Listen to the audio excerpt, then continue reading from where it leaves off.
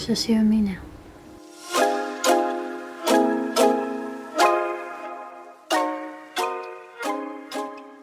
Just the two of us. Just the two of us. Hi, my name's Bill. Next to me is the beautiful Sonia, and we'll be covering Apple TV Plus original series and final season of Servant. This was episode 7, Tunnels. And as you just saw in the clip, we're going to name it Just the Two of Us. This episode was written by Laura Marks and directed by Nimrod Antal. King Nimrod. Yep. Yes, you guys did a great job. I loved it. I loved the episode. Leanne cleaned house. She had her foot up everybody's ass. The episode starts with a Category 2 storm warning from Channel 8 News. Well, it's still unclear how many Philly residents have lost power. Walker and another newscaster named Cindy, who we see, are reporting on extremely dangerous winds so bad that air travel at the airport has been suspended.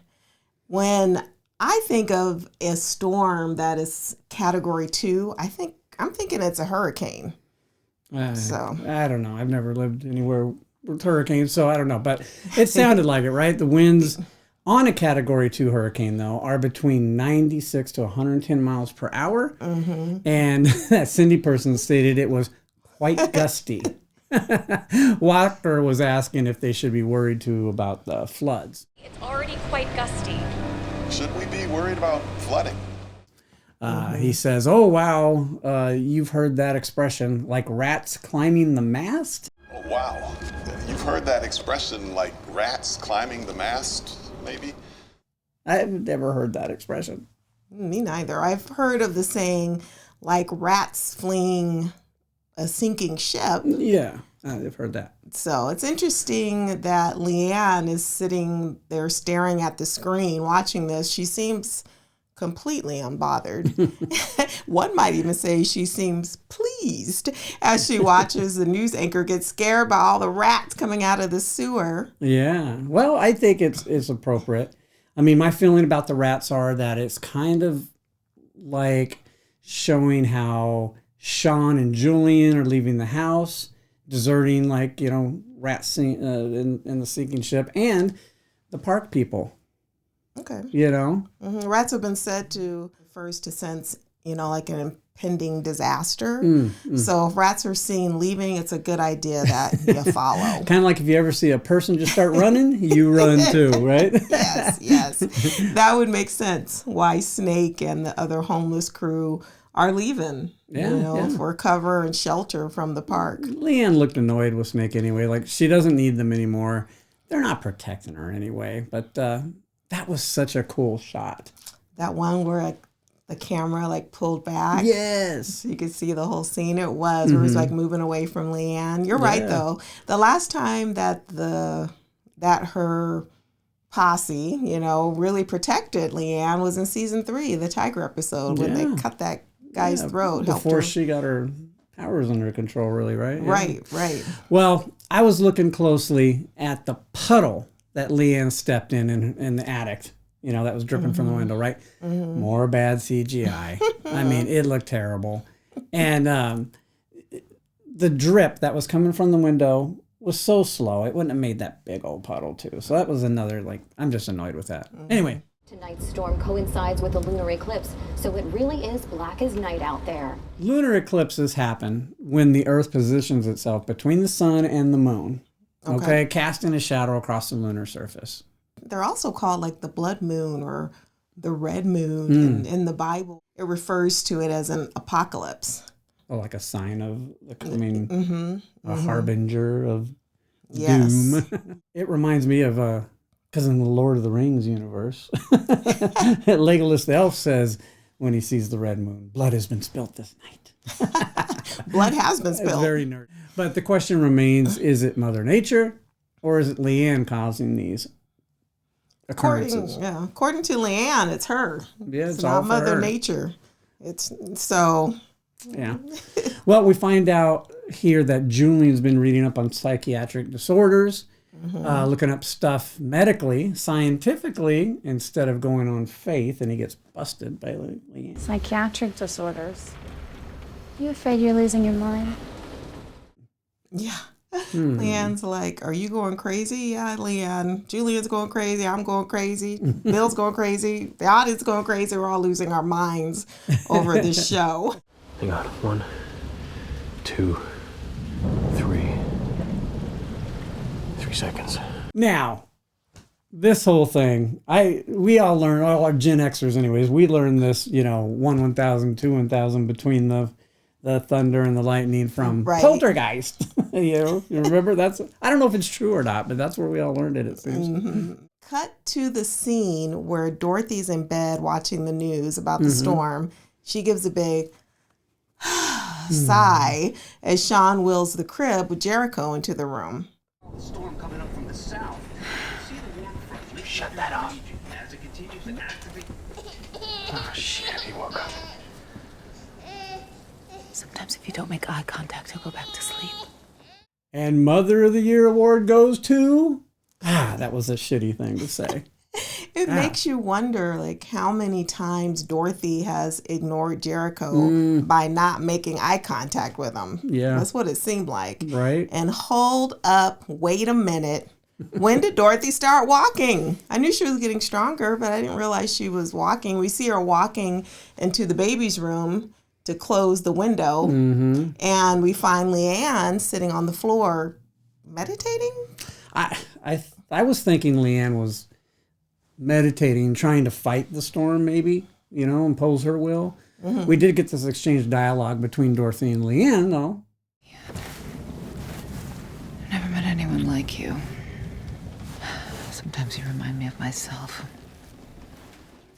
Now, I saw a parallel between Leanne and Dorothy in this episode.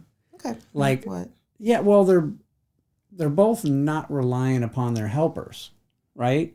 The park people for Leanne, Sean and Juju and whoever else, Courtney the K, all those people. They're doing it themselves. Dorothy is changing up her strategy, and she's talking to Leanne more in a motherly tone to try to get her to do what she wants. And Leanne's kind of doing the same by sending the homeless away.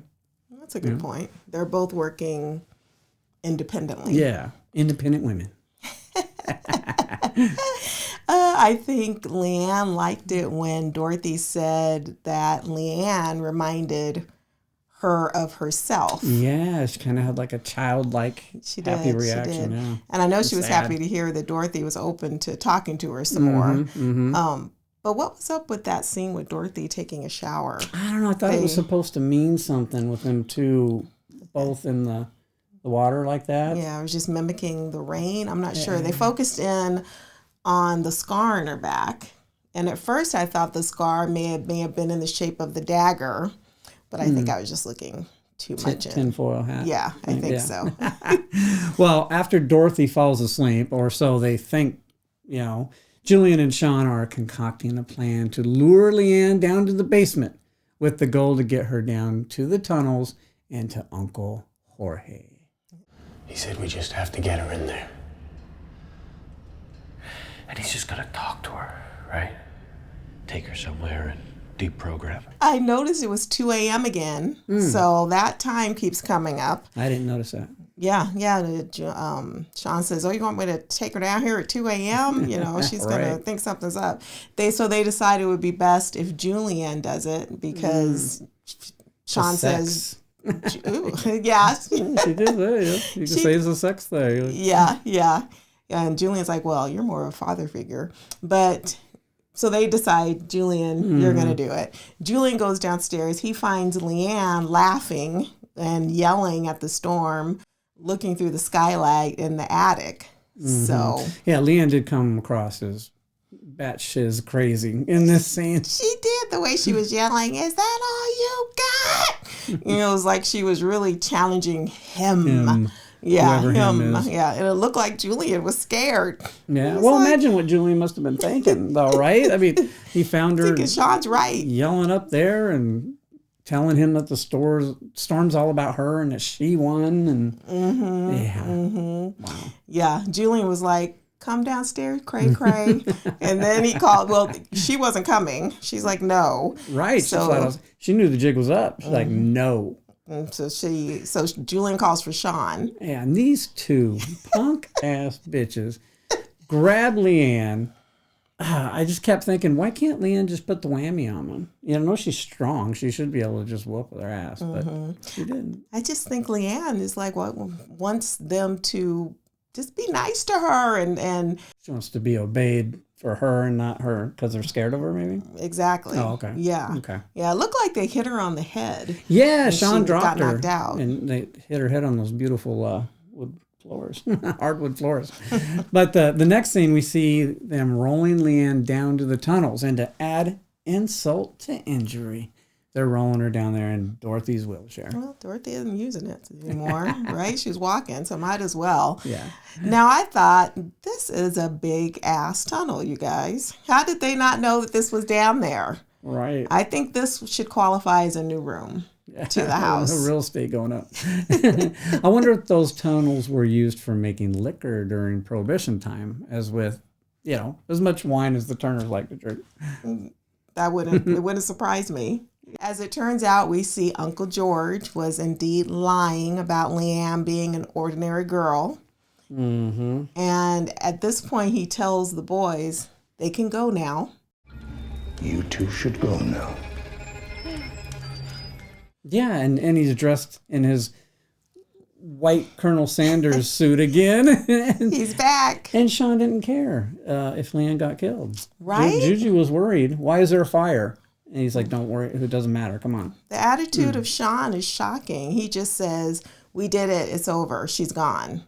Julian's at least got a heart. He didn't want to leave her there. And like you said, he was like, well, he asked, Uncle George, well, who are those people? And why is there a fire? And, He gets sick. Yeah, he even vomits later on. Yeah. Is that because of her power over him or just because I think he feels... he's loyal? I think he just feels... never killed anybody before or been in the... He's betraying. Yeah. He's a betrayer now. Exactly. And he's thinking they're going to kill her. So anyway, let's hope that Sean still has some decent qualities left. At least he still has empathy for Dorothy. Yeah, seems to be the only one now. But meanwhile, like we said, Dorothy's taking a shower. She hears Jericho crying, slips and falls on the bathroom floor pretty hard, and then drags herself to him, to Jericho, which reminded me of this scene from a previous season.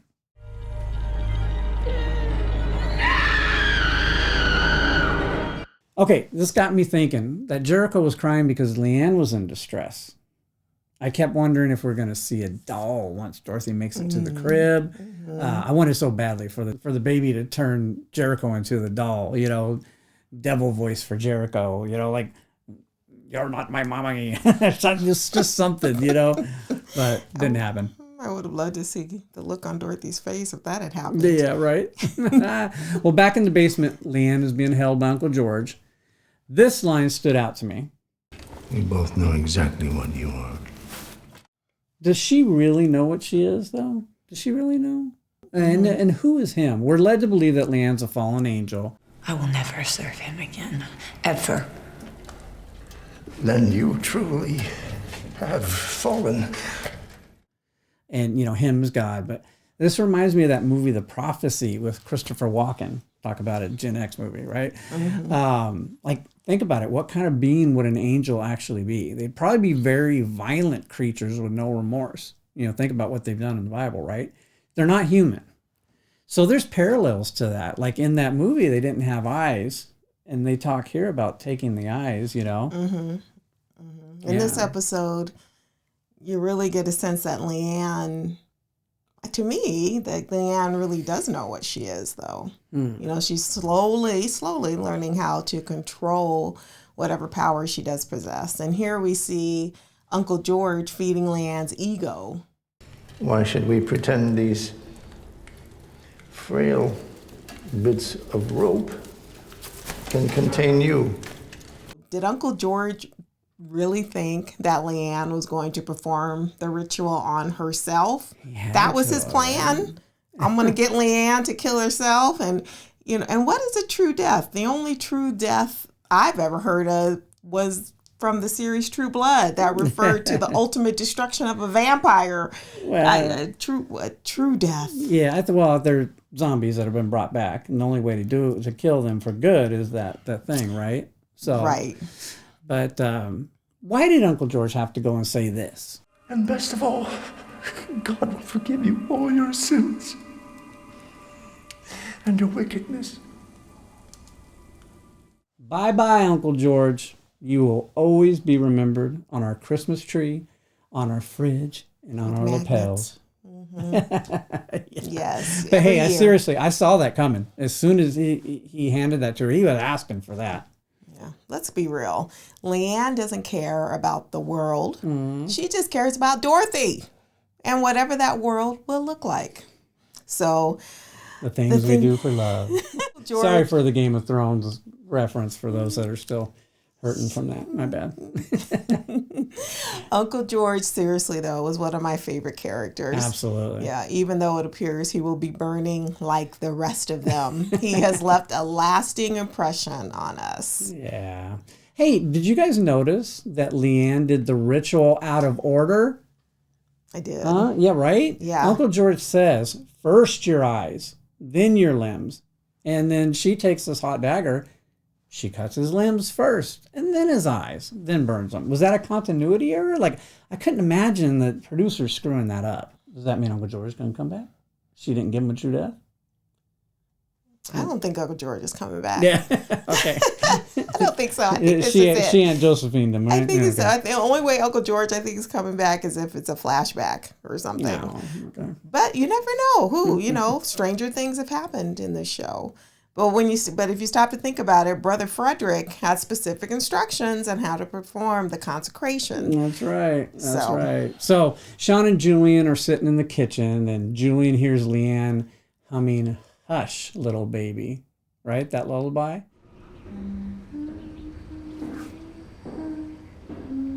Who's that? Who the hell do you think it is? You think Uncle George is humming that? Who else is it going to be? So true.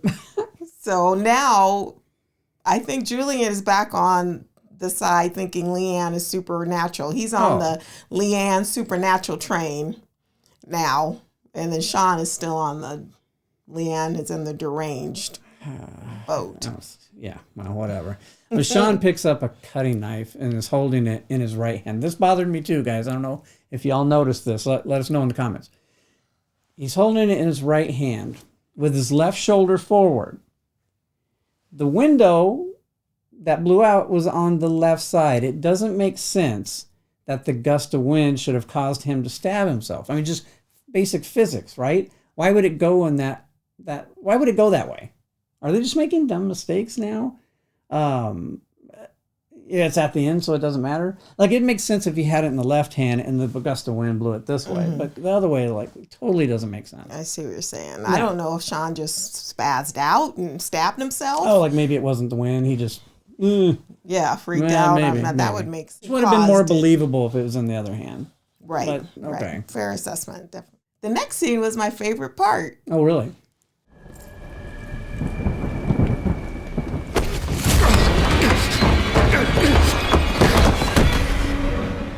Yeah, I know. It's kind of bad to say it was my favorite scene because she pushed him down the steps. But, why would Julian need to go to the hospital, though?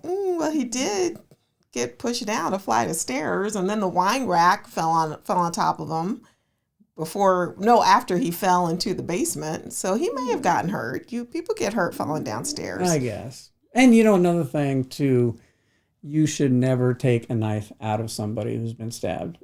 When you put a knife in, it damages them, and it might, puncture an organ or an artery or something. So it's like a plug at that point, helping to seal any blood vessels. When the knife stays in there? Yeah. So okay. You're always, if you're all in this situation, I hope you never are, but don't pull it out. Let the professionals do it. It can make it worse. Yeah. But so I wonder. I don't think she cared, though. She probably wanted to make it worse. Yeah. I was going to say, I wonder if Leanne knew that more damage would happen to Sean if she pulled the knife out. So she does call the police for help and tells Sean, she whispers to Sean, I'm never gonna let you back in this house. Say what? Wow. how's that going to work? It's his house. Yeah. How you going to not let him in? I don't understand. Well, at the end of the episode, Dorothy hears all the shouting and manages to come down the stairs and asks Leanne what happened. What did you do? Leanne just says, it was an accident. Accident. It's just an accident. First, I want to say that Leanne has got to be supernatural. There is no way she didn't get a sliver of glass in her feet walking around barefoot with all that glass everywhere. She's got to be supernatural.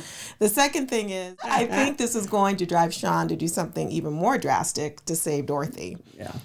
And I'm wondering if Julian and Sean are going to rat out Leanne at the hospital. You know, when you go into the hospital, they always ask you, what happened? How'd you get hurt? So yeah, I don't know. So what'd you think of the episode? Oh, I loved it. Absolutely loved it. How many Uncle Georges would you give it? I'll give it 5 again. You know, in honor of Uncle George's death, I'm going to give it 5 Uncle Georges. All right. Wow. What about you? I'm going to give it 4 Uncle Georges. What? This is the first time you've given it less than me. It's true. It's true. Why?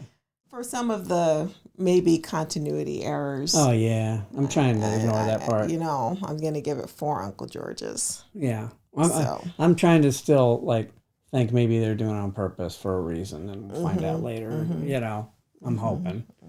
But we want to hear from you and your feedback in the comments. You know, let it all out.